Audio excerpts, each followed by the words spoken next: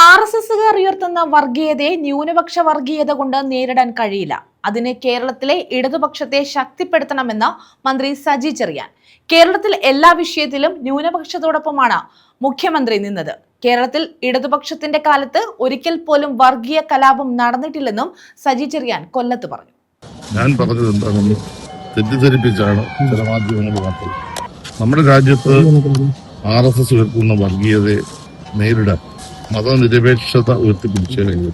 അതിന്നും കേരളത്തിൽ നമ്മളത് ചെയ്യുന്നു. ഇന്ത്യയിലെ വിവിധ സംസ്ഥാനങ്ങളിൽ നടന്ന തെരഞ്ഞെടുപ്പുകളിൽ BJP വിജയിപ്പിച്ചതിൽ പ്രത്യേകിച്ച് മുസ്ലിം വിഭാഗത്തിൽ നിന്ന് ന്യൂനപക്ഷ വിഭാഗത്തിൽ ഉണ്ടാകും. ഇത് നമ്മുടെ രാജ്യം കണ്ടുകൊണ്ടിരിക്കുന്ന അപകടമാണ്.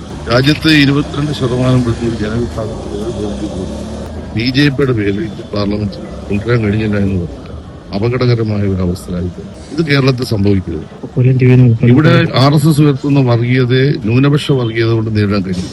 കേരളത്തിലെ ഇടതുപക്ഷത്തെ ശക്തിപ്പെടുത്തിക്കൊണ്ട് മാത്രമേ കഴിയൂ. കേരളത്തിലെ ഇടതുപക്ഷത്തെയും പറ്റി CPM-നെയും ദുർബലപ്പെടുത്തിക്കൊണ്ടുള്ള ഒരു രാഷ്ട്രീയമാണ് ഇന്ന് മുസ്ലിം ലീഗിൽ നിർത്തുന്നത്. ആ രാഷ്ട്രീയത്തെ സീറ്റാണ്.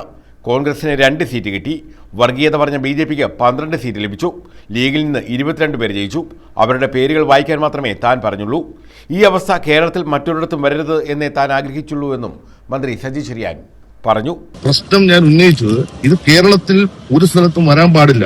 ഈ അപകടം കേരളത്തിൽ വരാൻ ഭാവിയിൽ സാധ്യതയുണ്ട്. കാരണം വർഗീയമായ ചെയ്തിൽ വന്നു കഴിഞ്ഞാൽ ആളുകൾ വർഗീയമായി ചിന്തിക്കുമ്പോൾ അവരിൽ തീവ്രവാദപരമായ അല്ലെങ്കിൽ ജാതി രാഷ്ട്രീയം പ്രത്യേകിച്ച് എടുത്തു പറയുന്ന ആളുകൾക്ക് കൂടുതൽ സഹായകരമായ നിലപാട് വരുന്നു. 22 സീറ്റ് ലീഗിന് കിട്ടിയത്, 12 സീറ്റ് BJP കിട്ടിയത് ഈ കാസർഗോഡ് മുനിസിപ്പാലിറ്റി കേരളത്തിൽ നമ്മുടെ മുന്നിൽ നിൽക്കുന്നു. ഇതാണ് ഞാൻ പറഞ്ഞത്.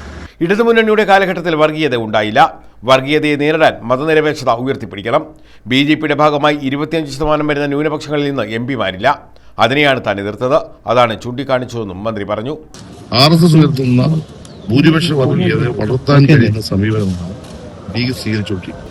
അതിന്റെ ഒരു ഉദാഹരണമാണ് ഞാൻ പറഞ്ഞത് കാസർഗോഡ് മുനിസിപ്പാലിറ്റി. കാസർഗോഡ് മുനിസിപ്പാലിറ്റിയിൽ അവിടുത്തെ ആളുകളുടെ പേര് നോക്കണം എന്ന് പറഞ്ഞാൽ ഏതൊരു പ്രത്യേക മതവിഭാഗത്തിന്റെ പേര് നോക്കാൻ ഞാൻ പറഞ്ഞു.